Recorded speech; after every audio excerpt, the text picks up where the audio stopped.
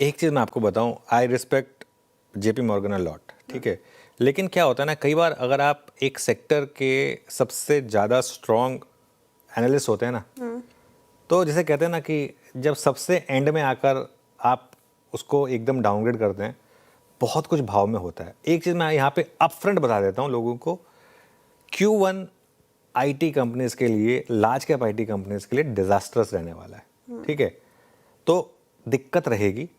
लेकिन अब जैसा मैं कह रहा हूँ, पिछली 2 रैलीज में मैं सर्कमस्क्रिप्ट था, मैंने एक व्यू लिया था कि नहीं इन 2 रैलीज में नहीं फंसना है। लेकिन इस बार ना इतनी बड़ी, देखिए आईटी को अगर आपको शॉर्ट भी करना है ना, आईटी में शॉर्ट करने में जैसे इस तरीके की बीच में रैलीज आई थी जहां पर जब वो फेल होती तब करें। 52 वीक लो के पास शॉर्ट करने का कोई मतलब थोड़ा ना है, सेंस नहीं है कोई। और इन्फोसिस आज मैंने ग्रीन में इसलिए लिया था क्योंकि देखिए कल नंदन निलेकनी ने जो बात की, और at the end of the day देखिए वो नंदन निलेकनी है ना, बहुत कुछ उन्होंने देखा है इंडस्ट्री में, और एक उन्होंने बात कही है कि नहीं हम इसको सर्वाइव कर लेंगे, तो एक बार के लिए तो मार्केट रिस्पेक्ट देगा उसको, एक बार के लिए तो मार्केट रिस्पेक्ट देगा श्रेया। एक बार के लिए जो 1030 वाला है वो 1120 तक इन्फोसिस जाने की पॉसिबिलिटी रहेगी यहाँ पर।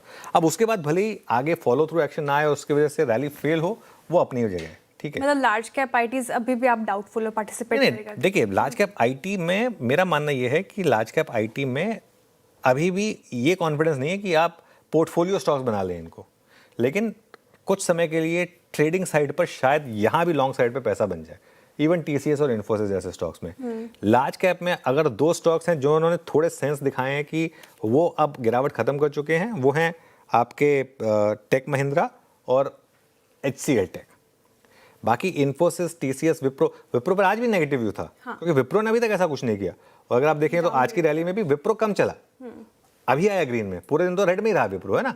तो positive view Infosys, tech Mahindra, HCL tech, या फिर एक व्यू है कि कोफोज, OFSS और टाटा टेक, ये 3 स्टॉक्स की हमने एक बास्केट आपको 3 महीने से पहले से बताई हुई थी मिड कैप आईटी में, ये अच्छा कर रही है। और यहाँ पर अगर आप देखें टाटा टेक में आज बात हुई थी कि आज गिर सकता है टाटा टेक, क्योंकि इसमें बड़ा डाउनग्रेड आया था इसके लिए, बट अदरवाइज ये स्टॉक काफ़ी चला है।